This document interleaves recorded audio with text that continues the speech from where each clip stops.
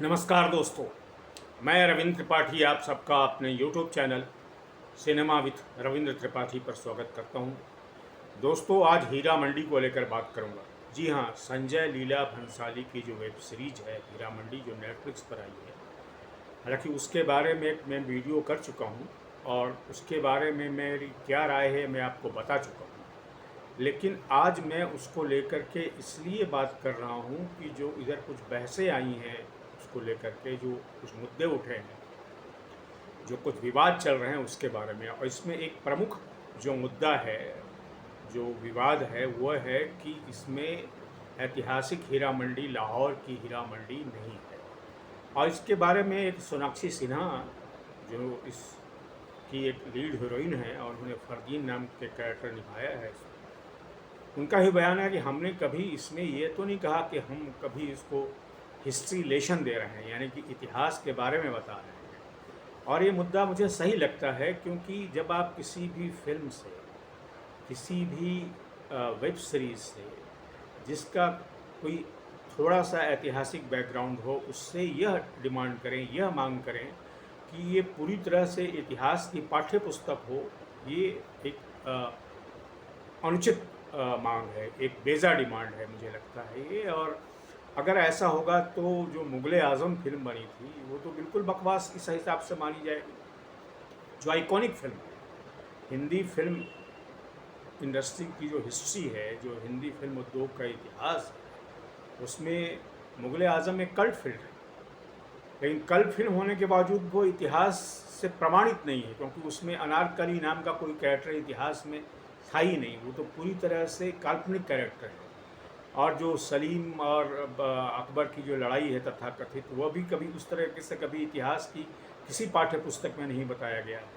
तो अगर आज जो लोग ये मांग कर रहे हैं कि हीरा मंडी को इतिहास की किताब में जो लिखा हुआ है उसके अनुसार उस वेब सीरीज़ को होना चाहिए, तो ये उचित मांग नहीं है। और मुझे लगता है कि ये हम एक बड़ा प्रॉब्लम हमारे सोसाइटी में है, बड़ी समस्या हमारे देश में हो रही है कि जब हम किसी फिल्म को, किसी कलाकृति को, यहाँ तक कि साहित्य को भी जब उसका आकलन करते हैं तो अक्सर कुछ एकेडमिक संदर्भ में करते हैं। ये किसी एस्थेटिक चीज़ को, किसी कलात्मक चीज़ को आस्वाद करने का सही तरीका नहीं है।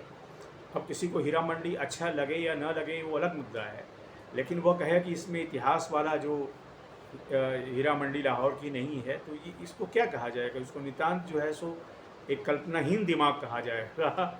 और जैसा कि एक पाकिस्तानी डॉक्टर ने कहा है कि इसमें इतिहास की हीरा मंडी नहीं है, तो भाई इतिहास की हीरा मंडी क्यों होगी? एक एक कलाकार यानी कि संजय लीला भंसाली, एक निर्देशक जो उस दौर पर फिल्में बना रहे हैं, उनको अपने अनुसार चीज़ों को रखने का अधिकार है कि नहीं है?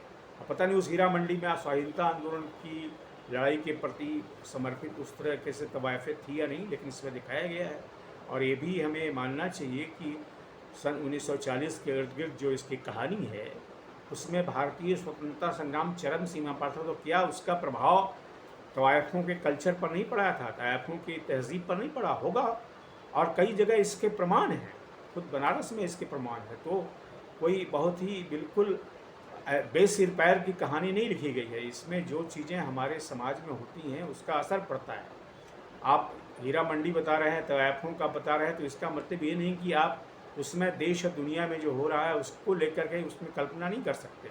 तो मुझे लगता है कि ये जो मांग है और सोनाक्षी सिन्हा ने जो बात कही है, वो बात जायज़ है। और मैं इसलिए आज एक फिर से बोल रहा हूँ कि कला को देखने का, फिल्मों को देखने का, उनका आकलन करने का, आस्वाद करने का, साहित्य को इस तरीके से देखने का एक बहुत ही गलत नज़रिया है।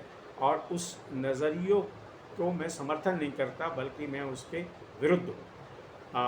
धन्यवाद दोस्तों। आपसे निवेदन है कि मेरे इस YouTube चैनल को सब्सक्राइब करें, लाइक करें और इस पर अपने कमेंट भी लिखें। Thank you very much.